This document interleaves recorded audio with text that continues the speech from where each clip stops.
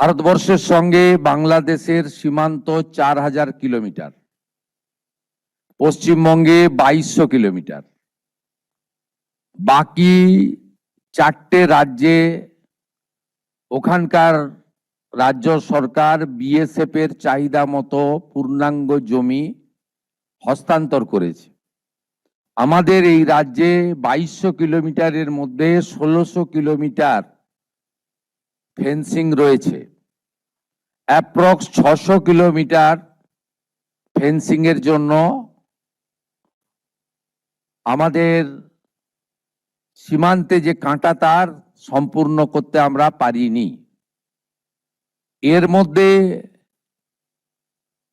555 kilometre এমন এলাকা রয়েছে যেখানে রাজ্য সরকার চাইলে বিএসএফ কে জমি দিতে পারত, কিন্তু বিগত রাজ্য সরকার রাজনৈতিক কারণে, ভোট ব্যাংকের জন্য এবং তাদের যে হাই অ্যাপিজমেন্ট তুষ্টিকরণ তোষণের এজেন্ডা ছিল, সেই কারণে তারা হয়তো দেয়নি। মাননীয় স্বরাষ্ট্রমন্ত্রী 2016 রাজনাথ সিংজি পার্সোনাল ডিও লিখেছিলেন, দিলেন চিফ মিনিস্টারকে। পরে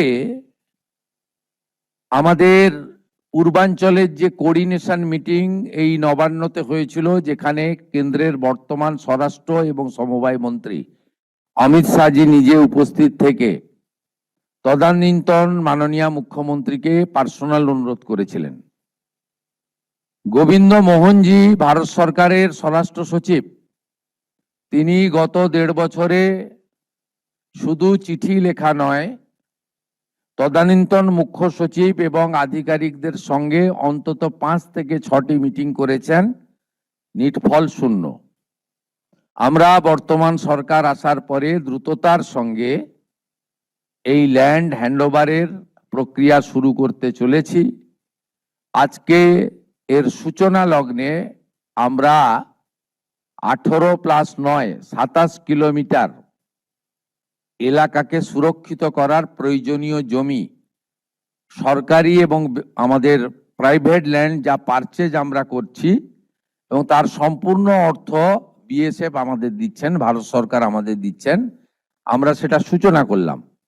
আমি বিশ্বাস করি পশ্চিমবাংলার দেশপ্রেমিক জনগণ এবং আমাদের অত্যন্ত দক্ষ আধিকারিকরা, তারা আগামী কিছুদিনের মধ্যেই যতটা জমি আমাদের দেওয়ার দরকার বা আমরা দিতে পারবো, যেখানে যেখানে সীমান্ত সুরক্ষার প্রশ্নে কাঁটাতার দেওয়া সম্ভব, আমরা অতি দ্রুততার সঙ্গে তুলে ধরব।